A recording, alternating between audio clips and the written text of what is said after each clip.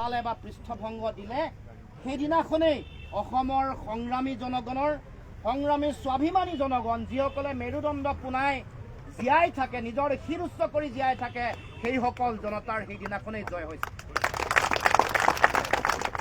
কাৰণ সাধাৰণতে নতুনকৈ যিবোৰ জাতীয়তাবাদী ৰাজনৈতিক দল জন্ম হৈছে তেওঁলোকে সময়ে সময়ে তেওঁলোকে হাঁহে উপহাস কৰে ক্লাব বুলি কয় সংঘ বুলি কয় এতিয়া ক্লাবৰ সভাপতিৰ বয়স তেওঁলোক এতিয়া কম্পমান তেওঁলোকে দিনে দিনে ৰণনীতি পলাব লগা হৈছে পৃষ্ঠভংগ দিব লগা হৈছে এয়া তেওঁলোকৰ অৱস্থা ডিব্ৰুগড় লোকসভা সমষ্টিত 10টা বিধানসভা সমষ্টি আছে 10টা বিধানসভা সমষ্টিত 10 গৰাকীয়ে MLA বিজেপিৰ 2 গৰাকী ৰাজ্য চৰকাৰৰ কেবিনেট মন্ত্ৰী 2 গৰাকী কেন্দ্ৰীয় চৰকাৰৰ এগৰাকী কেবিনেট মন্ত্ৰী আনগৰাকী ৰাজ্যিক মন্ত্ৰী কেন্দ্ৰীয় চৰকাৰ আৰু কথাই কথাই ফুটনি কৰি থাকে 42 লাখ কৰ্মকৰ্তা হেনো তাৰ পাছত তেওঁলোকৰ প্ৰাৰ্থীগৰাকী আগৰ প্ৰাৰ্থীগৰাকী ইয়াৰ পৰা পলাব লগা হৈছে পৃষ্ঠভংগ দিব লগা হৈছে সেইটো আমাৰ জয় অসমৰ মানুহৰ জয় অসমীয়া মানুহৰ স্বাভিমানৰ জয় এতিয়া দ্বিতীয় পৰাজয় বিজেপিৰ কেতিয়া হৈছে যিদিনাখন সৰ্বানন্দ সোণোৱালৰ নাম ঘোষণা কৰাটোৱেই বিজেপিৰ পৰাজয় কাৰণ যিগৰাকী ব্যক্তিয়ে জাতিটোক আটাইতকৈ বেছি অন্যায় কৰিছে যিগৰাকী ব্যক্তিয়ে কাখন জাপি দিওঁতে মনে মনে থাকিলে নিৰ্লজ্জ আত্মসমৰ্পণ কৰিলে সাৰেণ্ডাৰ কৰিলে যিগৰাকী ব্যক্তিয়ে জাতিটোক আটাইতকৈ বেছি অন্যায় কৰিছে 5 গৰাকী মানুহক হত্যা কৰিলে যিসকল শ্বহীদৰ তেজৰ ফাকুৰে অসমৰ নতুন ইতিহাস এটা ৰচনা হ'ল তাৰ মূল কাণ্ডাৰী মূল ব্যক্তিগৰাকী এই সৰ্বানন্দ সোণোৱাল যিগৰাকী ব্যক্তিয়ে যোৱাবাৰ যেতিয়া অসম গণ পৰিষদ ত্যাগ কৰিছিল কি কৈছিল মনত আছেনে কৈছিল যে অসম গণ পৰিষদৰ গোপনে AIDFৰ লগত হলিগলি আছে আৰু সেই কাৰণে মই অসম গণ পৰিষদ ত্যাগ কৰিছোঁ এতিয়াতো তেওঁ য'ত আছে তেওঁলোকে পোনপটীয়াকৈ AIDFৰ লগত হলিগলি কৰে আৰু সেইটো সময়ত অসম গণ পৰিষদক যাৰ বদনাম কৰিছিল সেই অসম গণ পৰিষদ AIDFৰ লগত থকা বুলি কোৱা দলটো তেওঁলোকৰ অভিন্ন অংগ মিত্ৰ তাৰ মানে সেই সময়ত তেওঁ এনেকৈ গণ পৰিষদ ত্যাগ নকৰিলে সেইবাৰ গণ পৰিষদৰ চৰকাৰ হ'লে তেওঁ অসমত আঞ্চলিকতাবাদ জাতীয়তাবাদৰ বৰ ভেটি ধ্বংস কৰা মূল ব্যক্তিগৰাকীয়ে হ'ল সৰ্বানন্দ সোণোৱাল আৰু সেইকাৰণে এতিয়া দেখিছে যে জাতীয়তাবাদৰ নতুন পুলি পোখা মেলিবলৈ আৰম্ভ কৰিছে অসমীয়া মানুহে অসমৰ খিলঞ্জীয়া প্ৰতিটো জাতি জনগোষ্ঠী ভাষা ভাষী ধৰ্মাৱলম্বী লোকে সকলোৰে সমন্বয়ত যিটো বৃহৎ মহাজাতি হত্যা অসমীয়া জাতি হত্যা গঢ় লৈ উঠিছে ইয়াৰ জাতীয়তাবাদী শক্তিটোক নিশেষ কৰিবৰ কাৰণে জাতীয়তাবাদী পুলি অংকুৰিত হওঁতেই পুলিয়ে পোখাই মোহাৰি পেলাবৰ কাৰণে মাৰি পেলাবৰ কাৰণে তেওঁ এতিয়া অসমলৈ এই নিৰ্বাচনত তেওঁ খেলিবৰ কাৰণে গতিকে ৰাইজ মনত ৰাখিব এইবাৰ এই নিৰ্বাচনী যুঁজখন এফালে বিজেপি সৰ্বানন্দ সোণোৱাল আনফালে অসমৰ স্বাভিমানী জনগণ ডিব্ৰুগড় লোকসভা সমষ্টিৰ স্বাভিমানী জনগণ যাৰ নিজস্বতা আছে যি কেতিয়াও আত্মসমৰ্পণ নকৰে নিজৰ গাদীৰ লালসাত নিজৰ ব্যক্তিগত স্বাৰ্থত যি জনগণে কেতিয়াও জাতীয় স্বাৰ্থ জলাঞ্জলি নিদিয়ে গতিকে আমি সকলোৱে এইবাৰ যুঁজখন আমাৰ কাৰণে সহজ যুঁজ এইখন চিন্তা কৰিব নালাগে নাম ঘোষণা কৰাৰ লগে লগে পৰাজয় আৰু সেইকাৰণে মানুহে কথাবোৰ মনত পেলাই 5 গৰাকী বীৰ শ্বহীদৰ ত্যাগ 855 জন শ্বহীদৰ বিনিময়ত হোৱা অসম চুক্তিক সম্পূৰ্ণ অপ্ৰাসংগিক কৰি 5 নম্বৰ দফাটো হত্যা কৰি দিয়া হ'ল 855 জন শ্বহীদক দ্বিতীয়বাৰৰ কাৰণে হত্যা কৰিলে বিজেপি দলে আৰু ইয়াক মৌন সমৰ্থন নিৰ্লজ্জ আত্মসমৰ্পণ কৰিলে সৰ্বানন্দ গতিকে ৰাইজৰ ওচৰত অফুৰন্ত তেওঁ কৰা অন্যায়ৰ তালিকা দীঘলীয়া তালিকা কৈ কিমান কম কিমান আপোনালোকে শুনিব 6 জনগোষ্ঠীক জনজাতিকৰণ কৰিম বুলি তেওঁৰ দিনতে বেছিকৈ কোৱা হৈছিল একো নকৰিলে এখন সভাও নহ'ল অসম চুক্তিৰ 6 নম্বৰ দফা কাৰ্যকৰী কৰিম বুলি কৈ এখন সমিতি বনাইছিল ময়ো সদস্য আছিলোঁ সমিতিৰ প্ৰতিবেদন দিলে আজিলৈকে ক'ত থাকিলে ক'ত ধোঁৱা চাঙত তুলি থলে আজিলৈকে দেখিবলৈ পোৱা নাই কাৰ্যকৰী নকৰিলে 2014 চনত বিজেপি চৰকাৰ অহাত বৃহৎ নদীবান্ধ বন্ধ কৰিম বুলি কৈছিল সোণোৱালৰ দিনত 500 মেগাৱাট সোৱণশিৰি নামনি জলবিদ্যুৎ প্ৰকল্পৰ 500 মেগাৱাটৰ তেওঁলোকে উৎপাদন কৰিম বুলি সিদ্ধান্ত গ্ৰহণ কৰিছে তেওঁৰ দিনত, যদিও আজিলৈকে হোৱা নাই উৎপাদন 2000 মেগাৱাট ক্ষমতা সম্পন্ন।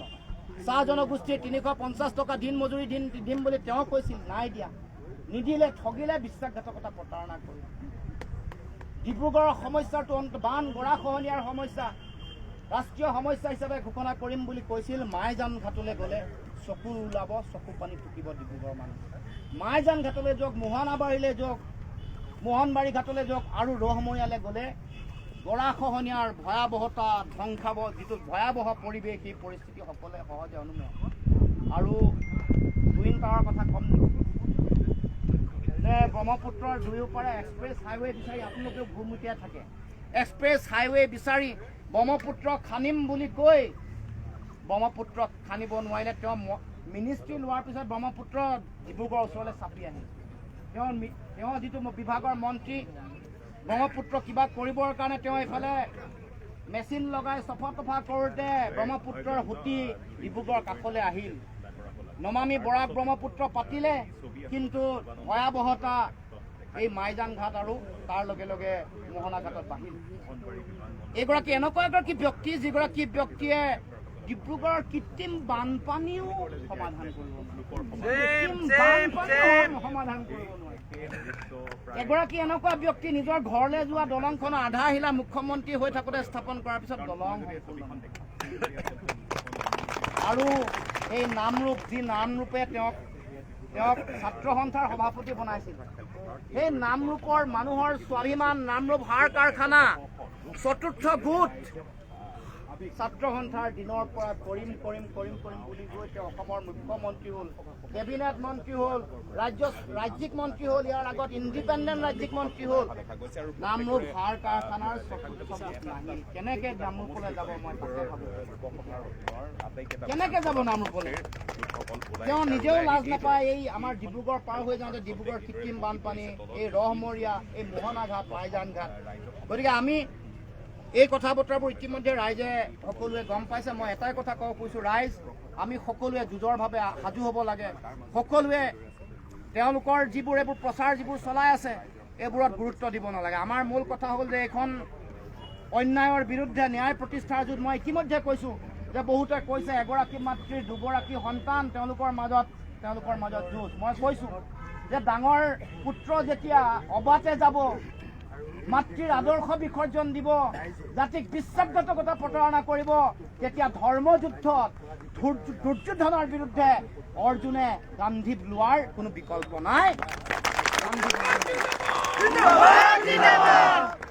যেতিয়া দেখিলে যে আপোনালোকে এই হাৰিব বুলি যেতিয়াই গম পালে, এতিয়া প্ৰচাৰ আৰম্ভ কৰিছে মই ইমান ভোটত জিকিম।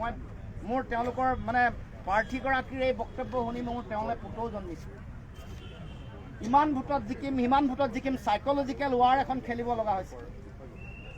তেওঁলোকে নিজৰ গ্ৰাউণ্ডতো ভয় খাই আছে আৰু মানুহক এটা প্ৰপগণ্ডা, কাৰণ তেওঁলোকৰ মেচিনাৰী, তেওঁলোকৰ টিভি আছে, তেওঁলোকৰ ছ'চিয়েল মিডিয়া, টকা পইচা, তেওঁলোকৰ 1500 টকীয়া ভক্ত আছে। গতিকে এইবোৰৰ মাজত তেওঁলোকে এইটো এটা মানুহৰ মাজত নেৰেটিভ সৃষ্টি কৰিব খুজিছে। মই কৈছোঁ যে যিটো ইমান লাখ ভোটত জিকিম বুলি ক'ব কেতিয়া পাৰিব?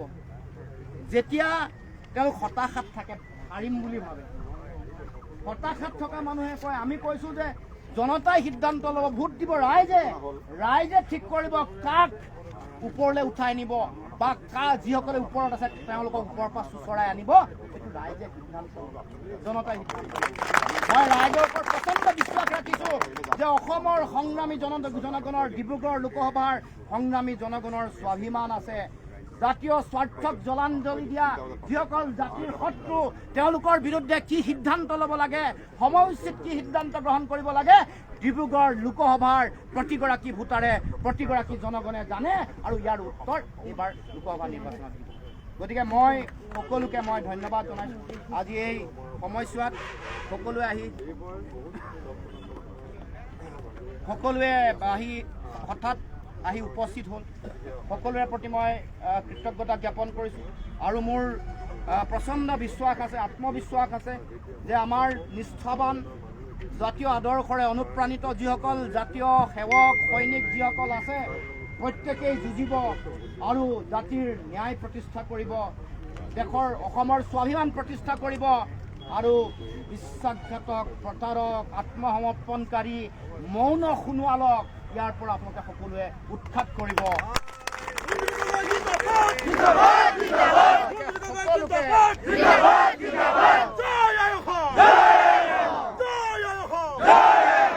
গতিকে সকলোকে মই শ্ৰদ্ধা জনাই, সকলোকে আন্তৰিক শুভেচ্ছা সংগ্ৰামী অভিনন্দন জনাই মই মোৰ বক্তব্য সামৰণি মাৰিছোঁ। আৰু ৰাইজৰ দল আৰু কংগ্ৰেছৰ ফালৰ পৰা দুগৰাকী বক্তাই বক্তব্য ৰাখিব। গতিকে মই এইখিনিতে মোৰ বক্তব্য সামৰণি মাৰিছোঁ। ধন্যবাদ। জয় অসম।